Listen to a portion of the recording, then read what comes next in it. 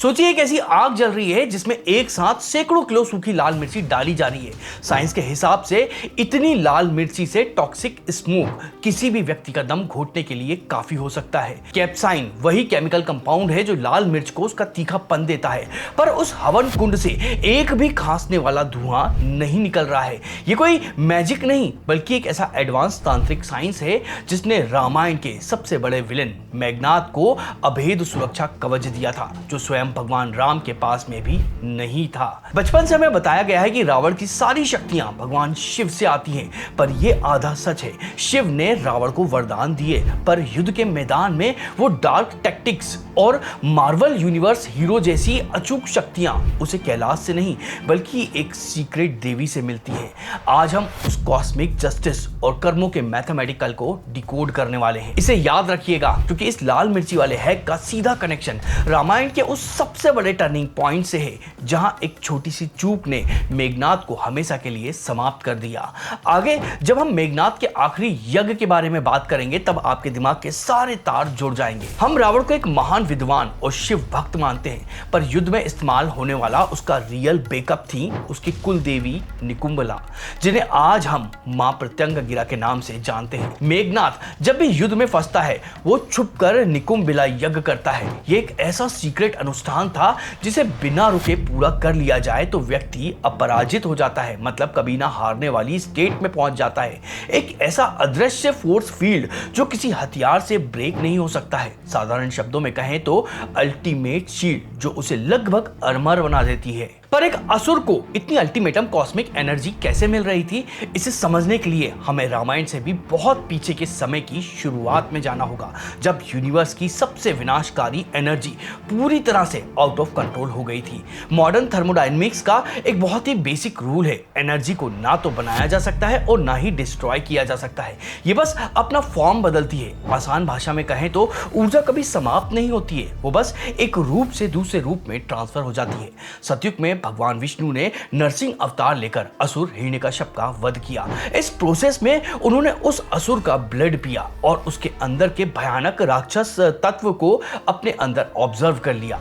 इसका परिणाम यह हुआ कि हिरण्यकश्यप के मरने के बाद भी नरसिंह अवतार का क्रोध शांत नहीं हुआ। उनका क्रोध एक ब्लाइंड फ्रेंजी में बदल गया जो पूरे यूनिवर्स को निगलने के लिए तैयार था। इस विनाश को रोकने के लिए भगवान शिव ने सरब का रूप लिया। यह आधा शेर और आधा पक्षी जैसा पावरफुल रूप था, पर इस टकराव से नरसिंह अवतार का क्रोध और भड़क गया और उन्होंने गंड भैरुण नाम के दो सिर वाले महापक्षी का रूप ले लिया। दोनों के बीच ऐसा टकराव हुआ जिसने पूरे ब्रह्मांड को हिलाकर रख दिया। ये ठीक वैसा ही था जैसे भयंकर आग बुझाने के लिए उस पर पेट्रोल डालना। जब दोनों सुप्रीम मैस्कुलिन फोर्सेस ईगो और डिस्ट्रक्शन के लूप में फंस गई तब ब्रह्मांड की अल्टीमेट फेमिनिन एनर्जी यानी मूल शक्ति को इन्वोक किया गया, मतलब उसका आह्वान किया गया। भगवान सरफ के तीसरे नेत्र से एक ऊर्जा प्रकट हुई जो हजारों तूफानों से भी अधिक उग्र थी।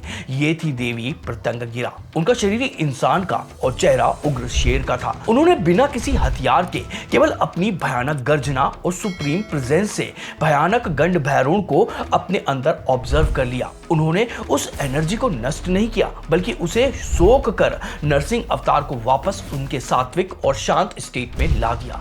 इसे ध्यान से समझिएगा, जो ऊर्जा सबसे बड़े कॉस्मिक क्रोध को सोख सकती है वो किसी भी व्यक्ति के पर्सनल स्वार्थ के साथ में कैसा रिएक्ट करेगी।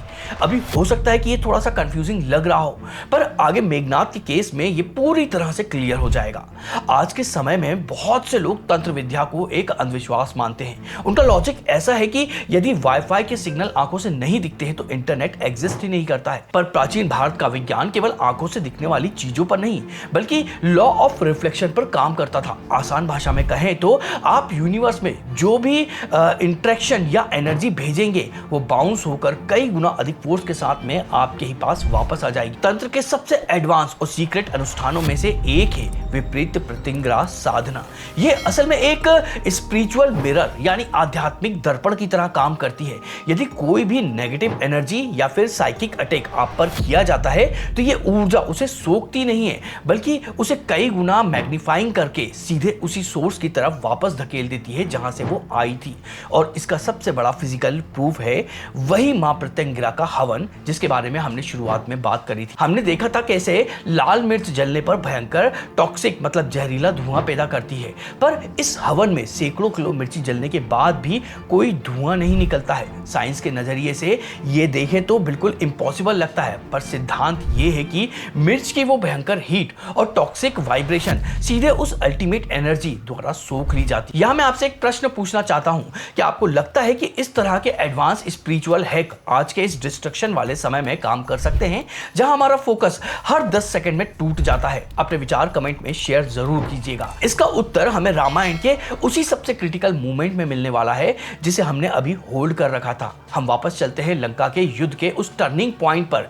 मेघनाथ को जब हार दिखने लगी तो वो गुप्त निकुंबिला जंगल में गया और वहां कुलदेवी का यज्ञ स्टार्ट किया। इस अनुष्ठान का सबसे स्ट्रिक्ट रूल था पूर्णतः एकाग्रता, बिना कुछ बोले, बिना कुछ ध्यान भटकाए इसे पूरा करना था। पर तांत्रिक विद्या एक डेंजरस टेक्नोलॉजी की तरह है, यदि प्रोसेस में थोड़ी भी एरर हुई तो सिस्टम क्रैश हो जाता है। विभीषण इस साइंस को बहुत अच्छे से जानता था। उसने लक्ष्मण जी को वहां भेजा। उनका पहला टारगेट मेघनाथ को मारना नहीं था, बल्कि उस अनुष्ठान की जो साइलेंस और फोकस है उसे ब्रेक करना था। वानर सेना ने जानबूझकर वहां शोर किया। मेघनाथ का ध्यान टूट गया और उसे बीच में ही अपना यज्ञ अधूरा छोड़कर हथियार उठाना पड़ा। यहीं पर कॉस्मिक जस्टिस का सबसे बड़ा नियम लागू हुआ। आप कितनी भी इंटेंस तपस्या कर लें, पर यदि आपका मोटिव कॉस्मिक बैलेंस के विरुद्ध है तो ये ऊर्जा आपको कभी भी प्रोटेक्शन नहीं देगी। मेघनाथ का फोकस टूटते ही वो स्पिरिचुअल मिरर रिवर्स हो गया। जो ऊर्जा उसे अजय बनाने वाली थी उसी ने रिवर्स होकर उसका सुरक्षा कवच हमेशा के लिए तोड़ दिया। कुछ ही देर बाद लक्ष्मण ने उस अजय योद्धा का वध कर दिया। ये सब केवल इतिहास के पन्नों तक सीमित नहीं है। मध्य प्रदेश के जियोग्राफी में आज भी कुछ ऐसे स्पिरिचुअल पोर्टल्स एक्टिव हैं जहां इस उग्र ऊर्जा को लाइव फॉर्म में फील किया जा सकता है। पहला केंद्र है उज्जैन। यहां शिप्रा नदी के तट पर काल भैरव के ठीक पास मां प्रत्यंगिरा का बहुत पावरफुल मंदिर है। यहीं पर रात के समय बिना धुएं वाले लाल मिर्च के हवन किए जाते हैं। पर दूसरा पोर्टल इससे भी अधिक मिस्टीरियस है। भोपाल से लगभग 180 किलोमीटर दूर बैतूल जिले के बाजार गांव में एक प्राचीन शक्तिपीठ स्थित है। मान्यताओं के अनुसार ये वही ज्योग्राफिकल लोकेशन है जहां मेघनाथ ने अपना वो गुप्त निकुंबिला यज्ञ किया था। चकित करने वाली बात यह है कि देवी निकुंबिला की उग्र मूर्ति के ठीक सामने स्वयं मेघनाथ की मूर्ति स्थापित है, जो उसके समर्पण का एक फिजिकल एविडेंस है। हम आज इन अनुष्ठानों के तरीके जानते हैं, इन लोकेशन को मैप पर खोज सकते हैं, पर कंक्लूजन बहुत ही सिंपल है। ब्रह्मांड की अल्टीमेट शक्ति ना तो आपको श्राप देती है और ना ही मैजिक करती है। वो एक मिरर है जो आपके ही कर्मों को रिफ्लेक्ट करती है। यूनिवर्स की अल्टीमेट एनर्जी को आप हैक कर सकते हैं, पर प्रकृति के कॉस्मिक जस्टिस से आप कभी भी नहीं बच सकते हैं। यदि आप कर्म के इस गणितीय कोड को, इसके पीछे काम करने वाले नियमों को डीप में समझना चाहते हैं तो हमारे चैनल पर पुनर्जन्म का असली सच, क्वांटम साइंस ऑफ रीइंकार्नेशन नाम से एक वीडियो है, उसे आप जरूर देखिएगा। उसको देखने के बाद में आपके कई सारे कॉन्सेप्ट एकदम क्लियर हो जाएंगे। अगर ये वीडियो आपको पसंद आया तो उसको लाइक करिएगा, और वो वीडियो आपको स्क्रीन पर दिखाई दे रहा होगा तो उस पर क्लिक करके आप उस वीडियो को देख सकते हैं। और साथ में अगर आप इसी तरह के रोचक विषय के वीडियो आप देखना चाहते हैं तो उसके लिए हमारे चैनल को सब्सक्राइब जरूर कर दीजिएगा। तो चलिए मिलते हैं उस अगले वीडियो में।